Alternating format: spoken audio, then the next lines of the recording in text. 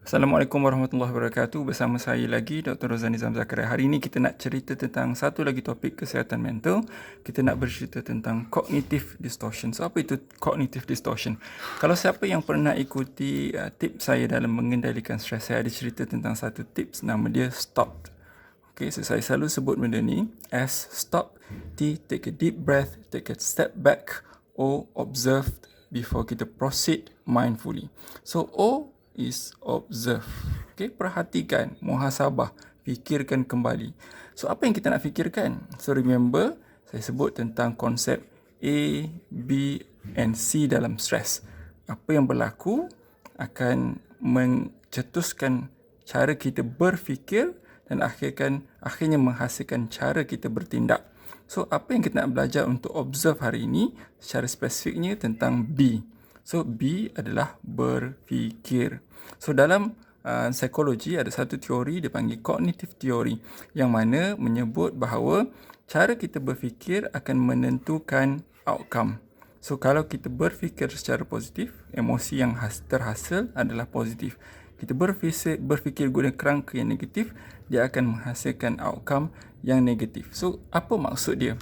So, basically, dalam kita berfikir, sebenarnya ada dua cara ataupun dua kaedah fikir manusia. Okay? So, kaedah berfikir yang pertama, kita panggil positive empowering thoughts, iaitu cara fikir yang positif. Dia melihat sudut positif dari sesuatu yang berlaku. Contohnya, dia kehilangan orang yang tersayang dan dia melihatnya sebagai mungkin kesiksaan dia ataupun penderitaannya sudah berakhir, ataupun dia mungkin berfikir orang itu berada di tempat yang lebih baik. So itu cara fikir yang positif. Namun cara fikir yang selalu berlaku di kalangan mereka yang mengalami gangguan emosi, tekanan, adalah cara fikir yang satu lagi, iaitu apa yang kita panggil sebagai automatic negative thoughts, ataupun secara mudahnya kita panggil ANTS. Nak mudah ingat, semut. Okay? So ANTS ni dia ada pelbagai bentuk. So kunci dia dekat sini negatif. Okay?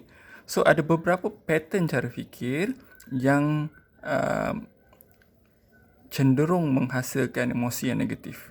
Contoh cara fikir. Okay, yang pertama kita sebut personalization. Okay, so personalization ni maksudnya sesuatu event itu mungkin bersifat umum, tapi dia ada kecenderungan untuk melihatnya sebagai sesuatu yang memang direct tuju kepada dia. Contohnya, orang mungkin bos dia marah dia secara general, marah pekerja secara general, tapi orang yang ada personalization ni mungkin dia akan ambilnya very personal. Kata dia memang tak suka aku. Memang apa yang aku buat semua dia tak suka. So that's personalization. Yang kedua adalah orang yang suka berfikir guna kaedah generalization.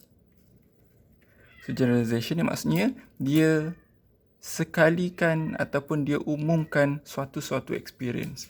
Contohnya mungkin dia gagal dalam satu subjek ataupun dia gagal dalam satu tugasan, tapi dia generalizekan. Dia kata semua benda aku tak boleh buat, semua perkara aku tak boleh buat, semua orang tak suka aku, semua keadaan aku tidak berjaya. So ini generalization. Yang ketiga kita panggil catastrophizing. Okay, so catastrophizing ni macam kita faham lah. Catastrophize ni maknanya dia memperbesarkan ataupun magnifying. Okay, so contohnya mungkin satu perkara tu skill dia very kecil je. Contohnya ada seorang tu tersalah cakap ataupun satu perkara yang dia nak tu tidak jadi, tapi pada dia, inilah pengakhir segalanya. This is the end of everything. Okay, so ini contoh catastrophizing yang juga akan membawa emosi yang negatif. So, cara fikir yang keempat yang juga dikategorikan dalam ANTS ni adalah all or none. Okay, ataupun black and white thinking. Okay, so dia ada tendensi untuk fikir semua benda ni sama ada berjaya atau tak berjaya, sama ada baik atau jahat, sama ada cantik atau buruk. Nothing in between. Yang menyebabkan dia ada tendensi untuk melihat sesuatu itu sama ada mesti jadi ataupun bila dia mungkin tidak cantik sikit, tidak sempurna sikit, dia terus conclude bahawa ianya tidak sempurna, fail ataupun tidak boleh diterima langsung. So cara fikir sebegini juga akan bawa kita ataupun cenderung untuk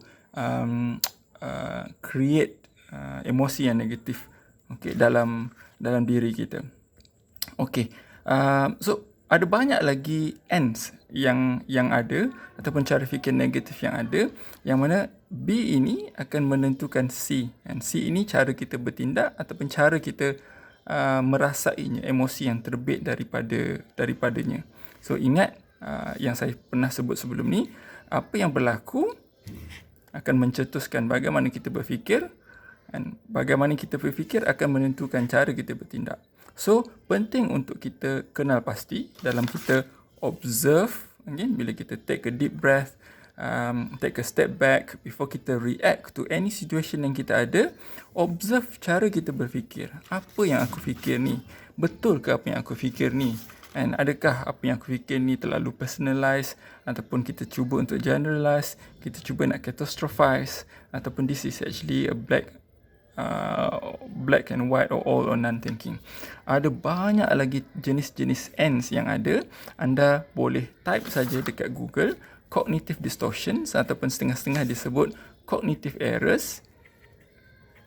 Okay, so dia akan bagi kita some ideas, apa pattern cara fikir yang negatif yang kita patut elakkan. Okay, so kalau siapa yang undergo terapi dalam bentuk ECT, so CBT, so dia mungkin biasa dengar konsep ABC, konsep cognitive distortion. Kalau siapa yang tak biasa, so mungkin boleh start baca, boleh start revise, boleh start tengok-tengok dan apa dia cognitive distortion, cognitive errors, bagaimana kita boleh gunakan teknik dalam cognitive behavioral therapy atau CBT untuk kita challenge cara kita fikir.